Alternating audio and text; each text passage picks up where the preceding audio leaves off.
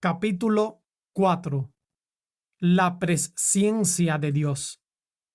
¿Cuántas controversias ha engendrado este asunto en el pasado?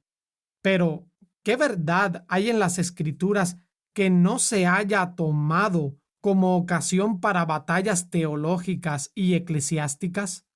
La deidad de Cristo, su nacimiento virginal, su muerte expiatoria, su segunda venida, la justificación del creyente, su santificación, su certeza, la iglesia, su organización, sus dirigentes y su disciplina, el bautismo, la cena del Señor y muchísimas otras verdades preciosas que podríamos mencionar.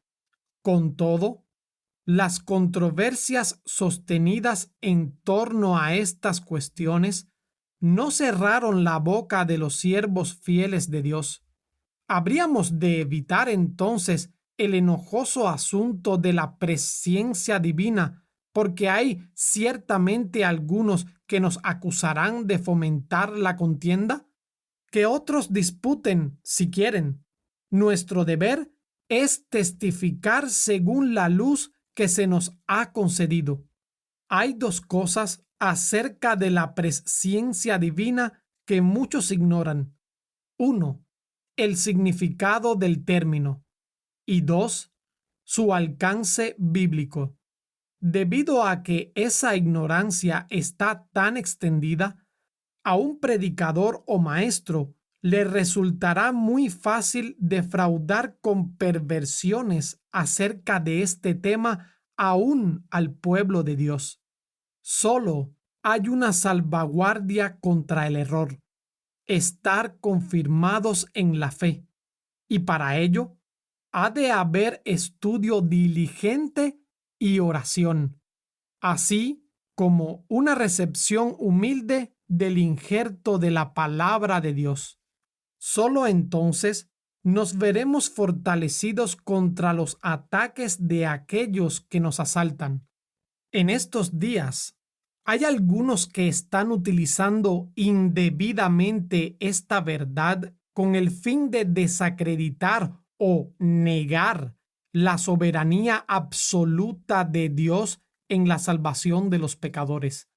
Así como los críticos de la alta escuela repudian la inspiración divina de las Escrituras y los evolucionistas la obra de Dios en la creación, también algunos falsos maestros de la Biblia pervierten la presciencia divina con el objeto de deshacer su absoluta elección para vida eterna. Cuando se expone el bendito y solemne tema de la predeterminación y aquel otro de la elección eterna por parte de Dios de ciertas personas para que sean hechas conforme a la imagen de su Hijo, el enemigo envía a algún hombre para arguir que la elección se basa en la presciencia de Dios y que esta presciencia se interpreta como que Él previó que algunos serían más dóciles que otros, responderían más prontamente a los esfuerzos del Espíritu y, debido a que Dios sabía que llegarían a creer, Él consiguientemente los predestinó para salvación. Pero tal declaración es radicalmente errónea. Repudia la verdad de la depravación total, ya que arguye que hay algo bueno en algunos hombres. También le quita a Dios su independencia al hacer que sus decretos descansen en lo que Él descubre en la criatura. Trastorna las cosas completamente, puesto que decir que Dios previó que ciertos pecadores creerían en Cristo y que, en consecuencia, Él los predestinó para salvación, es lo contrario a la verdad. La Escritura afirma que Dios, en su soberanía absoluta, separó a algunos para que fuesen recipientes de sus favores distintivos. Hechos 13:48. Y, por tanto, determinó conferirles el don de la fe. La falsa teología hace del conocimiento previo que Dios tiene de nuestra fe la causa de su elección para salvación, mientras que, en realidad, dicha causa es la elección de Dios y nuestra fe en Cristo es el efecto de la misma. Antes de seguir debatiendo esta cuestión, siempre tan erróneamente interpretada, hagamos una pausa y definamos los términos. ¿Qué quiere decir la palabra presciencia? La pronta respuesta de muchos es conocer de antemano, pero no debemos juzgar precipitadamente ni tampoco aceptar como inapelable la definición del diccionario, ya que no se trata de una cuestión de etimología del término empleado. El uso que el Espíritu Santo hace de una expresión siempre define el significado y alcance de la misma. Lo que causa tanta confusión y error es dejar de aplicar esta regla tan sencilla. Hay muchas personas que creen conocer el significado de una determinada palabra utilizada en la Escritura, pero que son reacias a poner a prueba sus conocimientos por medio de una concordancia. Ampliemos este punto.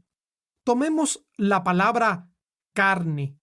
Su significado parece tan obvio que muchos considerarán que examinar sus varias conexiones en la Escritura es una pérdida de tiempo. Se supone precipitadamente que la palabra es sinónimo de cuerpo físico y no se procura indagar más allá. Pero, en realidad, en la Escritura, la carne incluye frecuentemente mucho más que lo corporal.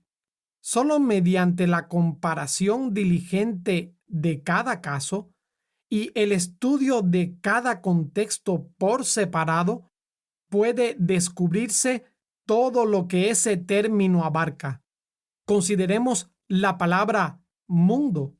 El lector de la Biblia suele imaginar que esta palabra equivale a la raza humana y, en consecuencia, interpreta equivocadamente aquellos pasajes en los que aparece la misma. O tomemos, por ejemplo, la palabra inmortalidad. Sin duda, esta no requiere estudio alguno. Es obvio que hace referencia a la indestructibilidad del alma. Ah, querido lector, cuando se trata de la palabra de Dios, el dar por sentado alguna cosa sin comprobarla es locura y supone un error.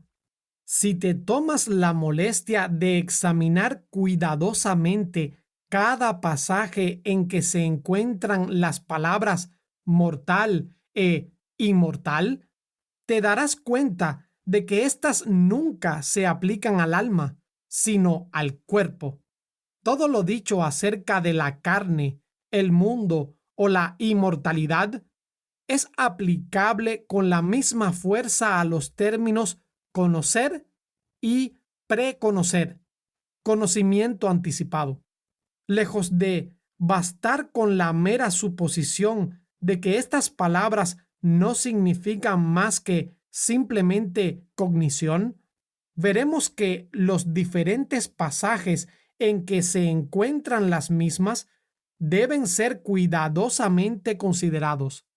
La palabra preconocimiento, traducida en la versión española como conocimiento anticipado, no se halla en el Antiguo Testamento, pero sí que se da frecuentemente en el mismo el término conocer.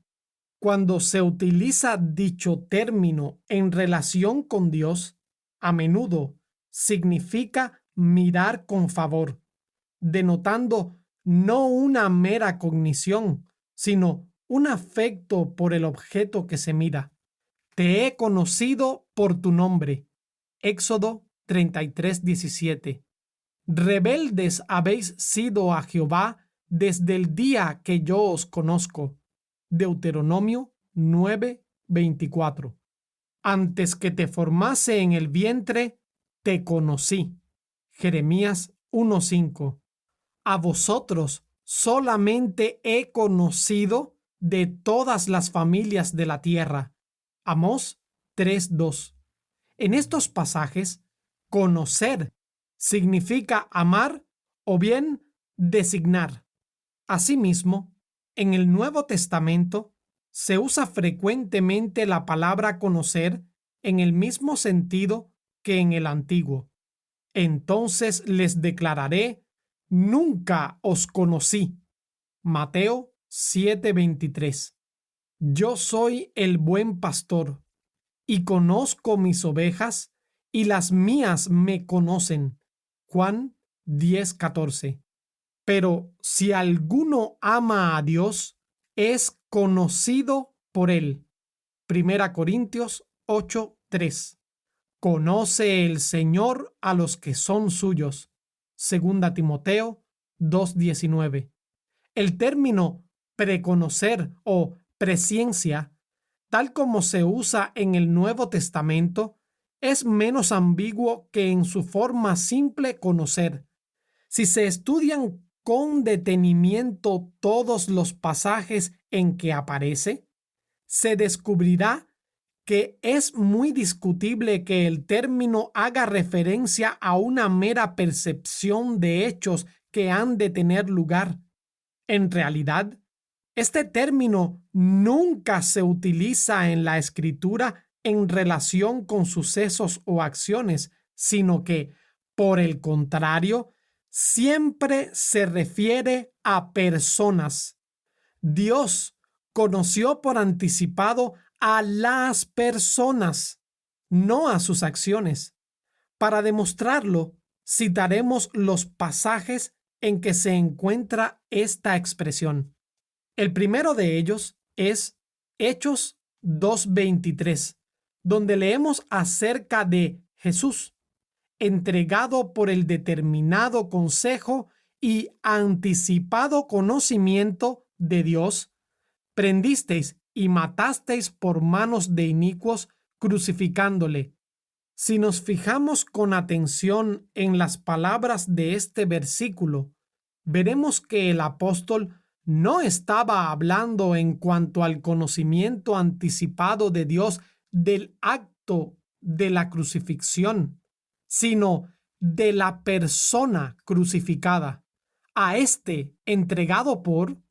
El segundo es Romanos 8, versículos 29 y 30, porque a los que antes conoció, también los predestinó para que fuesen hechos conformes a la imagen de su Hijo, para que Él sea el primogénito entre muchos hermanos.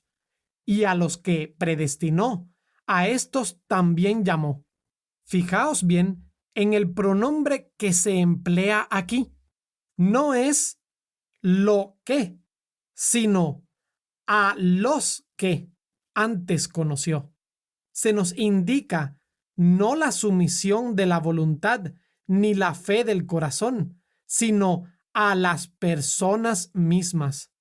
No ha desechado Dios a su pueblo, al cual desde antes conoció. Romanos 11:2. Una vez más, la referencia es claramente a personas y a personas solamente.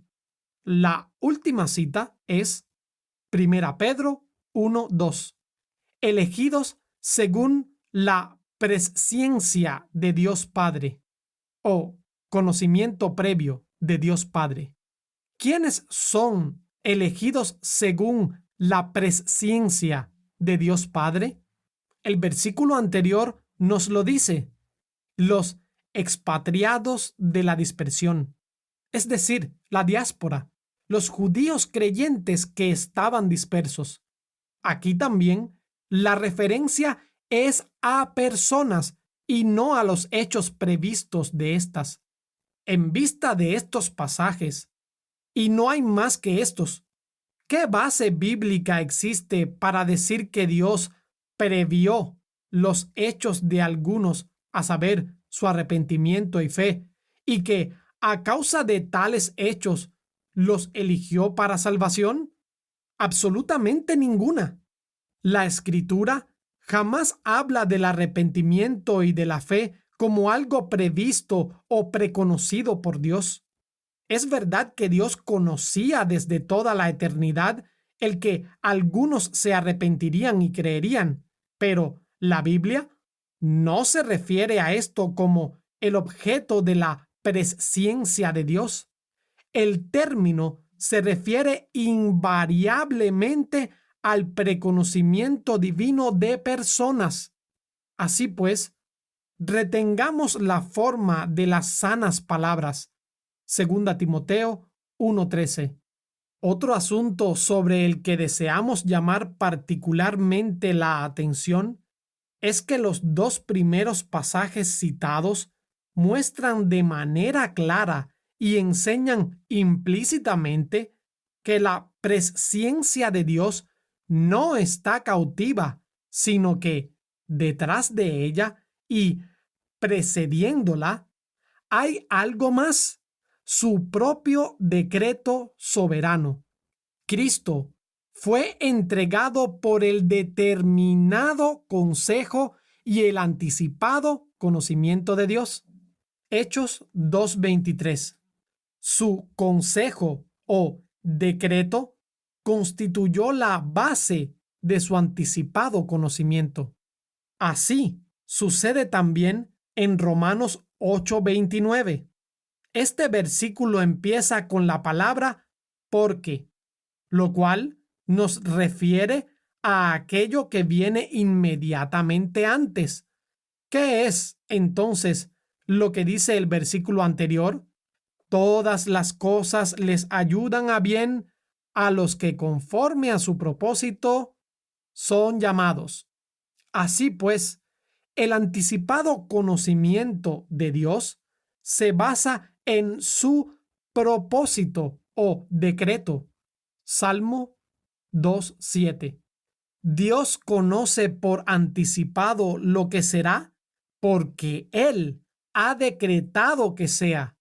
Afirmar, por tanto, que Dios elige porque preconoce, supone invertir el orden de las escrituras, poner el carro delante del caballo.